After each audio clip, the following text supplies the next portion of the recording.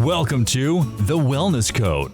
Nurse Melinda from Finish First Medical is here to share a variety of medical information and solutions to enhance your health and well-being. And now to guide you through The Wellness Code, Nurse Melinda. Well, hello, Nurse Melinda. Hello. Do you want to be called Mike or Michael? Whatever you feel most comfortable with, but Michael works for me. Okay. Otherwise, my wife will watch this and she'll go, "Why is she calling you Mike?" Because she's Nurse Melinda. Nobody corrects her. That's funny. I prefer the long original name anyway. Okay, it's more angelic. Yeah, it is. Hold me down. Wait, no. It's more meaningful. It does. So I understand today you've got some great information to share us about the future of medicine. Like, what does general medicine look like in the future? You know, it's interesting because if you'll talk to I wouldn't say any, I'm so sorry, some doctors, PhDs, MDs, they're upset that nurse practitioners are making a move and doing a lot of healthcare in their space. And you'll hear in the news, it's because of the shortage. It's because of the shortage. Well, that may be true a little bit, but I really think a lot of it is we've been, as nurses, I've been in the nursing industry for 27 years. So as nurses, we've been taught preventative medicine, not reactive, preventative. Right. And as doctors, they're taught reactive medicine. So now, you could blame it on COVID. You can blame it on the world. You can blame it on AI. You can blame it on technology. You can whatever you want to blame if you need to blame something. But now nurses are coming through the woodwork saying preventative medicine, and we're pushing that agenda further and further into the world. So as nurse practitioners, you come to us because we have alternative methods, but there's always going to be room for that doctor. That reactive medicine. Somebody's going to fall and break their arm. We need a surgeon. Somebody, you know what I'm saying? There's always going to be that space, but that space is going to be a little bit more defined and honed in where the nurse practitioner is going to come in and be the wellness person. If you want wellness, you come to us. And then we treat and can treat for preventative stuff or reactive stuff. But if it's out of our scope, then we move you forward to the specialist or to the MD. Does that make sense? Yeah, that does make sense. So I do see a lot more nurse practitioners, and a lot of them are taking on the what used to be traditionally the doctor's role, and now the nurse practitioners are taking that. I think that could probably be a good thing because that way gives the doctors the ability to focus on doctor stuff, It does. But a lot of facilities are now hiring nurse practitioners because they're less expensive. Did you know that most nurse practitioners make less money than an RN? I did not know that. Yeah. Why did they do that? I don't know. That makes no sense. I don't know. I don't get it either. But we're coming in, and the hospitals are hiring us to be part of the hospitalist team or part of their care team. And so it's kind of pushing the medical doctor, I guess you could say out, but I don't know that it's pushing them out. It's just pushing them up, in my opinion. It's pushing them up to a higher degree of knowledge where they should be. Yeah. But so there's that a little bit of a conflict. There's a little bit of a power struggle there. So as a nurse practitioner, you can still can you prescribe medication? Yes. Yeah. Yep. And in some states, like the state of Utah, I'm independent. So I came out of school, got licensed, and now I'm basically equal to a family practice doctor. Wow. So independently, I can prescribe all my meds. I don't have to answer to anybody else. There's no medical director over me, that sort of stuff. But in other states, there's medical directors, or you have to do so many hours under a medical director, and then you can be on your own. It just depends on what state you live in. So in what way does technology play a role in all of this? You as a nurse practitioner and all that kind of stuff. I'm old school. Again, I've been in this for so long, way more longer than most people. And I'm back in the day, we tested our blood sugars 3 times a day, before every meal, at night. We had all these responsibilities, but now with technology, you have a continuous glucose monitor.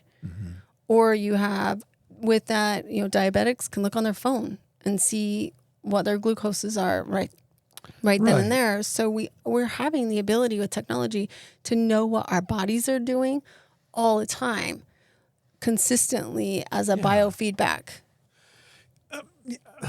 I can really relate to that because a couple of weeks ago, my wife bought one of those rings. Yes. She used to have a Fitbit, but of course that was, now she's got the ring. But I go, what is that thing? She goes, oh my gosh, I know how many hours I sleep. I know what my blood sugar is. I know this, I know that.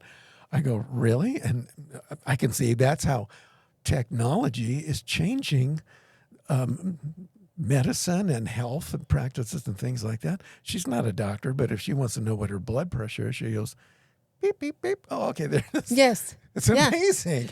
Well, and for so many years in the medical surgical unit, the patient would be complaining about something, and as a nurse, you hear it all the time because you're there. You're there with your patient.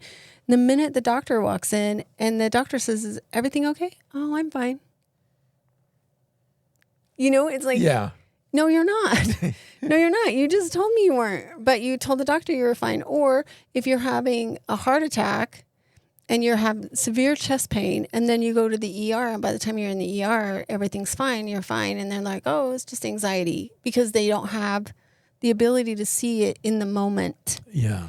So technology is changing that too, because you can say, look at this. This happened to me at 1:00 today, and now it's 1:45 or 4:00 because I sat in the lobby forever. You know what I'm saying? Yeah. So it gives you an opportunity to say, I am right.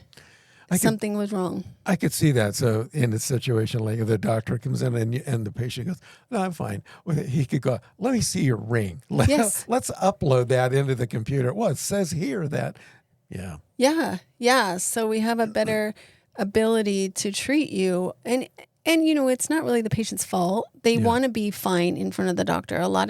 Because for whatever emotional reason, they think that maybe they're wrong, or they'll be punished, or, they want to go home. So they're going to tell you they're fine. Yeah.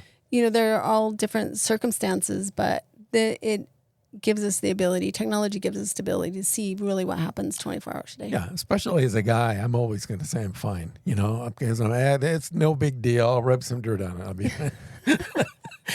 That's exactly what I tell my kids. You are not dead. That's all I need. Can I go home now? It's so sad. If you want a heartless growing up, you marry somebody and have kids with a healthcare provider. Yeah. Oh, it's sad. So let's talk a little bit I want to know about supplements and alternative medicine and why this is becoming so popular. Well, it's interesting because I used to, when I first got married, my husband goes, great, you're going into nursing school. That means we're going to have a cupboard full of supplements. And I was like, no, those are dumb. Those don't work. No, yeah. And now I think every cupboard has at least one vitamin, even like the cupboard that has the cups in it. Oh, yeah. We have a supplement cupboard in the house.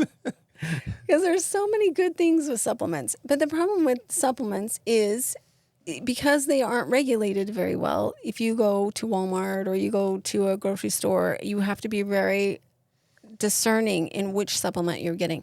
Because it may say vitamin D, but it has like a third or a minuscule amount of vitamin D in it that's allowed for it to say vitamin D. Mm-hmm. So when you're getting supplements, really pay the extra money that you need to pay to get quality supplements. There's plenty of supplement companies out there that are prescription grade supplements that have vitamin D, B12, methylated B12, reactive magnesium, because we know if you have genes that don't have the ability to break down some of these vitamins, then you have other options other than just wasting your money on the cheaper ones with full sugar. No, the cheaper ones made in this guy's garage because he makes his own supplements. He makes everything in his garage. He's in there making stem cells. Oh my and gosh, supplements. that guy, we all know him. Yeah, that's the guy. So what's the science behind these supplements and some of this alternative therapies? There are so many different things out there. it's crazy with the technology we have, like the internet, right? People, first off, we are all hypochondriacs. If I have a stuffy nose, next thing I know, I've got herpes up inside my brain. I don't know. So, and that's an extreme. I don't really have herpes in my brain. But you know what I'm saying? There's so many things that we can go off on these tangents. But at the same time, patients will come in and say, I have this condition, or we just did a pap smear. This is the results of my pap smear, but I found this supplement regimen. Do you think it will work? Well, honestly, because I'm trained in Western medicine, my first go-to is we need to have surgery, we need to do this, we need to do that to save your life. Mm-hmm. But on that flip side of that, as long as you're aware that those are my recommendations and you want to try something else, then you take the responsibility upon yourself. And then, yeah, let's try something else. Let's see if it works. What if it did? Holy cow. That's a miracle, right? And we know that there are certain supplements, and we have so many brilliant scientists out there now discovering different ways to offer up this treatments. So will it work? Won't it work? I mean, that's always going to be the question. Is there, I'm trying to phrase this the right way so I don't get myself or you in trouble. There seems to be perhaps a clash of giant pharmaceutical companies and these alternative treatments and supplements. Is that a real thing? Is that something that's going on with the pharmaceutical companies because they have trillions of dollars and they go, nah, that's just a bunch of hocus pocus? And somebody is going, no, this stuff really works. And the pharmaceutical guy goes, no, we heard Larry's making that in his garage. No, this is real. It's ancient Chinese myth. I mean, is there a clash between these two cultures, and how do we know which one is right? Oh, there has always been a clash in between those two cultures, and you can blame it on anything you want. You can blame it on the economy. You can blame it on money grab. You can blame it on anything really you want. The reality is that when in the 30s they used to do all this fun experimental stuff, and people died. You know what I'm saying? Yeah. So as we have evolved from us experimenting, there have been rules and regulations put in place for having a safer product, for having a safer outcome, for having an outcome that we know is going to happen. And that's what you come to a doctor and you say, I have this going on. You want the doctor to say, well, if I give you this, then I know this is going to happen. Right.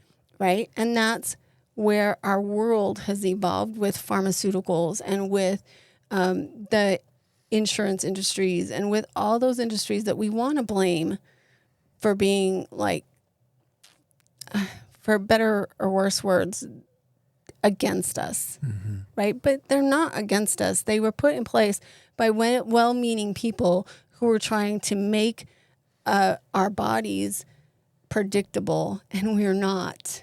We are not predictable. There is not a single person in this world that is the exact same as somebody else. And that's where the future of medicine is really going to is, Michael, what does Michael want? What does Michael's body need? Clear down to the cellular level. Because Michael may present with heart disease, and Jane's sitting right next to you with heart disease, but Jane doesn't even know it.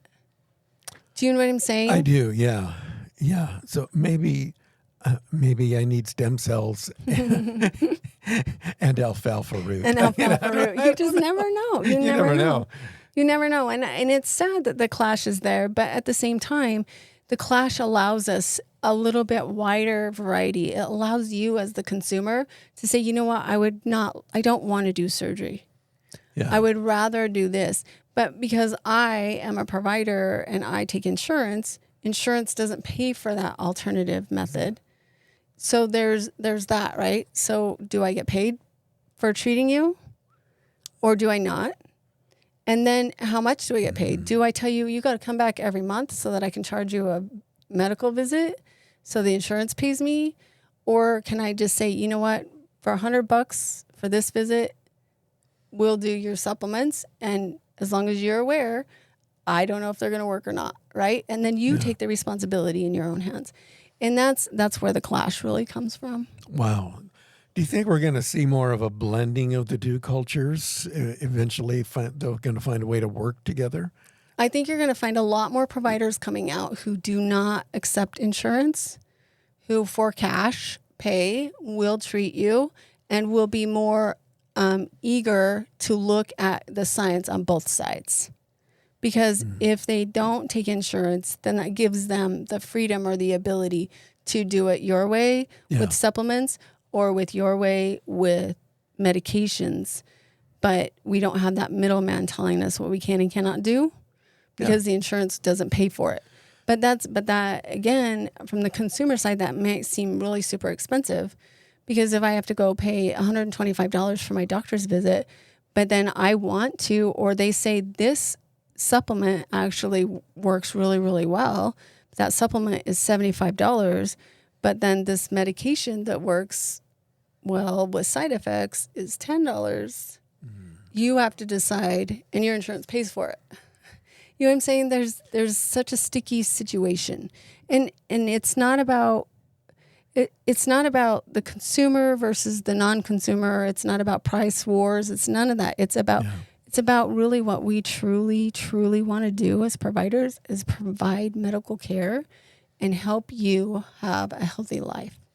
That's really the only reason we went into medicine. Yeah. I understand that there are some Eastern cultures in Asia where you pay the doctor up front to keep you well. And then if you get sick, you don't pay him because he didn't do his job. Oh, my gosh. He didn't do his job. So they pay him, a monthly or an annual stipend, whatever. Your job is to keep me well. And if I get sick, then you have to fix me. And I don't pay you when I'm sick. I pay you to keep me well. And I thought, well, that's kind of an interesting concept, isn't it? That is quite an interesting concept. But my first thought, I think, is, okay, let's go back to Bob and his beer. Yeah. Right? If I tell Bob, you got to stop drinking beer, Bob, your liver is going to die. And then Bob goes, well, I'm paying you to keep me well. And I'm like, okay, what do I need to do? Go to your house and take all your beer out of your house? Oh, that's an interesting concept. Like, there's an accountability there. You're accountable for your own health. You cannot blindly follow any provider. Yeah. You have to be aware of what you're doing. You have to be educated enough to know when it feels right for your body, but then you have to be accountable for your own health. I can't help you lose weight if you ask for a weight loss medication and I give you that medication and then you go out and you drink all your calories in the next 5 hours. Like, that's not going to help you lose weight. So where's the accountability? I guess I could, follow you around and slap your hand. You mean to tell me I have to take responsibility for my own life? Oh, my gosh. I know. I don't know if I can do that. I know. But the reward is huge. It is. And I'm not saying I'm a health nut either. I mean, I do my best, but I get it. It's the world we live in. Yeah. Chocolate tastes really good to me on a Friday afternoon. I have been known to also imbibe and a piece of chocolate here and there. Yeah. But, well, speaking of like diabetes, pre-diabetes, we know that insulin resistance is this big buzzword now, right? And people will come and say, well, I don't eat a lot of sugar. Well, do you know it's not the sugar? I mean, it is the sugar you eat. Yeah. Let's rephrase that. But even eating a piece of celery, just because a piece of celery has 0 calories does not mean that it doesn't convert to sugar in your body. It converts to sugar because your body needs sugar in order to function. So it's about the amount you eat, it's what you eat, it's when you eat, and it's if your body tolerates all of that. Wow. So I've heard that pretty much everything converts to sugar. I can Everything. eat a piece of bread or whatever. So I was talking to a friend of mine about that. He goes, everything converts to sugar. So I'm actually saving my body time and trouble. I'm just going to eat the sugar. Oh. Well, good luck with that. So it doesn't even make sense. So sugar converts to even more sugar. Congratulations. So, we'll all be at your funeral and I'll sing you a nice song. I'm not sure if he was joking or not, but I just thought that was a strange statement. Yeah. Well, I'm glad to see that the future of medicine is we're actually combining some of the I don't want to say naturopath or holistic, but we're expressing some interest in supplements and alternative medical therapies and things like that. I think that's great. So, Melinda, any parting words of wisdom you've got for us before we head on down the road and go down to the C's Candy Store and tie one on? Buy our Friday chocolates? Yeah. It's funny that you said wellness, or wholeness. That's what you said, huh? Yeah. Holistic. Holistic is a word that is thrown out there, all get out. And what does holistic mean? I don't know. I mean, really think about it. What does holistic mean? Holistic, in my opinion, means I'm looking at you as a whole person, clear down to your cells, right? I'm looking at what your cells are doing, how your body's functioning, how your cells are creating energy. Is it doing it effectively? Are you staying in homeostasis? How is your activity? Can you move? A lot of people can't even do this. Yeah. It's crazy to me that, you know what I'm saying? So I'm looking at you as a whole person, as a whole embodied cellular person. And then let's help you get to your goals. Because we all have this life to live, right? Everybody's here. Congratulations. Yep. If you didn't realize you're alive, you're alive. But we're all going to die too. And it's used to be, how long can we keep you alive? But instead of that, I want to know, instead of living a long life, I want you to live a healthy life as long as you can. And what does that mean for you? Now, if you're not willing to give up your beer, and you're not willing to give up your chocolate, and you're not willing to give up your soda drinks, then that is your choice. And there's nothing I'm going to do. Every time you come in, I'm going to say, are you still drinking soda? Yep. Okay. Right? My mom used to say, every time I go to the doctor, I hate going to the doctor because all he does is tell me to quit smoking. That's all he does. Tell me to quit smoking, quit smoking, quit smoking. I hate going to the doctor. Well, your doctor is worried about you. He's worried about your health care. Yeah. I know we're running short on time, but I do want to share this with you. I think it's pertinent to our conversation. So last night, my wife and I were watching one of these medical shows, and there was the doctor was talking to this older guy, extremely corpulent, one might say, an elder guy, and he was kind of a street person, but he was a raging alcoholic and a wino. And the doctor goes, Dave, you just need to stop drinking because you're tearing up your liver. You're just, your time is short. You're not making the most of your life. And he looks at the doctor and he goes, well, Doc, it's my life. I'm going to live it my way. And if I want to dig my own grave, I will. And the doctor looks at him and goes, I understand that. But he says, but I'm not going to give you the shovel to dig your own grave. I thought, wow, that is very profound. Yes. He says, I'm not going to give you the shovel to dig your own grave. You need to stop. You need to do this, Dave. So I thought that was very profound and pertinent to today's conversation. Well, I want to thank you for being with us today on another exciting adventure of the Wellness Code. We look forward to seeing you guys again next time with Nurse Melinda. Thank you. You've been listening to The Wellness Code with Nurse Melinda from Finish First Medical in St. George. For more information, finishfirstmedical.com. Please like, subscribe, and share. And we'll see you next time on The Wellness Code with Nurse Melinda.